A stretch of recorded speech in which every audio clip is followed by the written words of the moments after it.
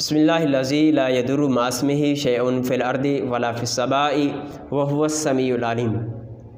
आपने यकीनन क्लिक करके एक अच्छा फ़ैसला किया है, क्योंकि हम आपके साथ ये बात ज़िक्र करने वाले हैं कि save your life and save your family life. आप अपने आप की हिफाजत करें और अपनी फैमिली की हिफाजत करें। जब आप अपने आप की हिफाजत करते हैं तो आपकी फैमिली की हिफाजत भी होती चली जाएगी। इस वक्त मुल्क पाकिस्तान के अंदर जो कोरोना की वबा की शिद्दत, जो तीसरी लहर है, बड़ी तेज़ी के साथ फैल रही है। आप अंदाज़ा कर लें कि पिछले जो 24 घंटों के अंदर जो चीज़ें रिपोर्ट हुई हैं, मैं आपसे वो चीज़ शेयर करता हूँ कि 5000 से ज़ायद जो हैं वो केसेस जो हैं वो रिपोर्ट हुए और 118 जो अमवात हुई। और इस वक्त लाहौर की अगर आप सिचुएशन देखें तो लाहौर में 90% जो वेंटिलेटर्स हैं वो ज़ेर इस्तेमाल हैं। अगर ये सारी सूरत हाल जो है आपके सामने है, अगर तो ये साजिश है, तो अल्लाह ताला साजिश करने वालों को हिदायत अता फरमाए कि उसने पूरी दुनिया को परेशान करके रखा हुआ है। लेकिन अगर आप और मैं ये समझते हैं कि ये एक वाक़अतन बीमारी है और इसकी वजह से अमवात हमारे सामने हो रही हैं, और आप अगर इंडिया की आप बात करें, भारत के अंदर, तो लाख से ज़्यादा जो केसेस डेली बेसिस पे वो रिपोर्ट हो रहे हैं। और इसी तरह फिर जब पिछले 24 घंटों के 2700 अमवात उनके यहाँ हुई हैं। अगर हमने भी एहतियात ना की और SOPs के मुताबिक ना चले तो इंतहाई सूरत हाल तशवीशनाक हो सकती है। अब इस सूरत हाल में हमारी इस्लामिक स्टडी क्या कहती है, तालीमात इस्लामिया क्या कहती है कि अगर कोई किसी इलाके के अंदर वबा फैल जाए तो हमें क्या करना चाहिए। हमारी इस्लामियात जो है वो SOPs का किस कदर ख्याल रखने का कहती है। आप जहन में रखें, इंसान की जान की हिफाजत करना ये शरीयत इस्लामिया के अंदर मकसद है। इमाम शातिबी अलैहिर्रहमा ने जिसको 5 मकासद के तहत ज़िक्र किया है, हिफाजत जान। जब आप अपनी जान की हिफाजत करते हैं तो ऑटोमेटिकली आपकी फ़ैमिली की भी हिफाजत हो रही होती है, जो कि आप अपनी फ़ैमिली के साथ कनेक्ट रखते हैं, ताल्लुक़ रखते हैं, आते जाते हैं, घर के अंदर रहते हैं। तो जब आप अपने आप की हिफाजत करते हैं तो आपकी फ़ैमिली की भी हिफाजत होती है। अब शरीयत इस्लामिया में इस बारे क्या हिदायत हैं वो हम स्टडी करते हैं। बुखारी शरीफ के अंदर आता है, नबी करीम अलैहिस्सलातु वस्सलाम ने इरशाद फरमाया, कोढ़ के मर्ज़ से तुम इस तरह भागो, कोढ़ का जो मरीज़ है उससे इस तरह भागो जिस तरह के एक बंदा शेर को देखता है और उससे वो अपने आप को बचाकर, अपने आप को सेव करके वो भाग जाता है। अब ये SOPs रसूल खुदा सल्लल्लाहु अलैहि वसल्लम ने बताए।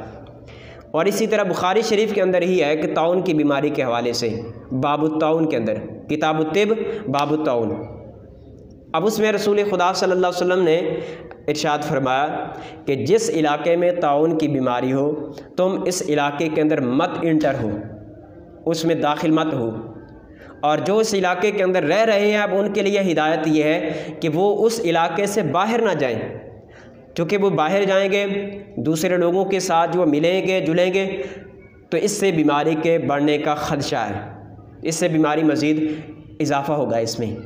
अब इन 2 अहादीस को अगर हम सामने रखते हैं, ये दोनों जो बुखारी शरीफ की हैं, और इसी तरह हज़रत उमर रज़ी अल्लाह ताला अन्हु के जो है आपने एक जगह जाने का इरादा किया, लेकिन वहाँ पता चला कि वहाँ ताउन की बीमारी है, तो अपना जो सफ़र है उसको मुलतवी कर दिया कि बाद में जाऊँगा। अब इन चीज़ों को सामने रखते हैं तो हमें एक तो अंदाज़ा होता है कि रसूल खुदा सल्लल्लाहु अलैहि वसल्लम इंसान को अपनी जान की हिफाजत का किस कदर एहतिमाम का दर्स दे रहे हैं। जब आप अपने आप की हिफाजत करते हैं तो आपकी फ़ैमिली की ऑटोमेटिकली भी हिफाजत होती है। हमारे यहाँ बाज़ अहबाब बड़े धड़ल्ले से कह देते हैं कि क्या आपको अल्लाह पर ईमान नहीं है। ये बातें तवक्कुल के ख़िलाफ़ हैं, ये सारी चीज़ें। क्या आप अल्लाह पर तवक्कुल नहीं रखते? मुझे बताएं, रसूल खुदा सल्लल्लाहु अलैहि वसल्लम ने क्या ये बात नहीं इरशाद फरमाई कि तुम अपने ऊँट को बांध कर अल्लाह के सुपुर्द करो, यानी पहले अपने ऊँट को बांधो, उसको जो है खोंट के साथ बांध कर उसके बाद अल्लाह के सुपुर्द करो। यानी ये है कि आप जो है दरवाज़े को बंद कर दें, अपने घर को जो है लॉक करें, और इसी तरह जो है आप जो गाड़ी है उसको लॉक करें और फिर अल्लाह के सुपुर्द करें। अपनी जान की हिफाजत करें। और फिर जो है यानी ये कि ये भी तकदीर का फ़ैसला, इलाज करवाना भी तकदीर है। ये मर्ज़ के अंदर मुब्तला होना अगर ये तकदीर है तो उस मर्ज़ का इलाज करवाना भी ये भी तकदीर है। और SOPs का ख्याल रखना और एहतिमाम करना ये भी तकदीर के अंदर है। हमें ये बात समझने की ज़रूरत है कि जब हम अल्लाह के हुक्मों को तहत चलते हैं और तालीमात इस्लामिया के मुताबिक चलते हैं तो बड़ी हिकमत के साथ हमें इन चीज़ों को देखना होगा।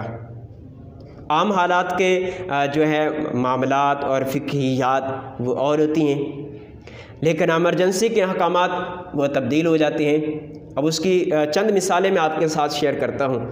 आम हालात में जमात के साथ नमाज़ पढ़ने की ताकीद है, लेकिन जब बारिश शदीद हो रही हो, आंधी शदीद चल रही हो, आप नमाज के अंदर पहुंच नहीं सकते जमात के साथ, तो आप घर में अदा करने की इजाज़त है। मुकम्मल तौर पर रसूल खुदा सल्लल्लाहु अलैहि वसल्लम ने इजाज़त अता फरमाई। और बतौर ख़ास कुरान हकीम के अंदर अगर एक बंदा उसकी जान जा रही है और वो जो उसके पास और कोई चीज़ खाने पीने के लिए नहीं है और कोई बंदा दे भी नहीं रहा और हराम पड़ा हुआ है उसके पास, अब शरीयत इस्लामिया ये कहती है कि आप अपनी जान सिर्फ बचाने के लिए आप चंद लुक़मे खा लें ताकि आपकी जान जो है वो सेव हो जाए। और इसी तरह ये जो आप अलैहिस्सलाम ने इरशाद फरमाया ताउन के हवाले से, अब ये जो कोरोना की वबा है ये भी एक मुतअद्दी बीमारी है, जिस तरह की मेडिकल साइंसेस से ये बात अब साबित हो गई है कि ये एक मुतअद्दी है। और इसी तरह बाज़ बीमारियाँ मुतअद्दी होती हैं। तो इन चीज़ों को समझना बड़ा ज़रूरी है ताकि हम माशरे के अंदर हिकमत और दानाई के साथ चल सकें। और अगर ये साजिश है तो अल्लाह ताला हमें इस आलमी साजिश से महफूज रखे, और अगर वाक़तन ये वबा है तो हमें अल्लाह ताला जो है इस वबा से महफूज रखे। वस्सलाम।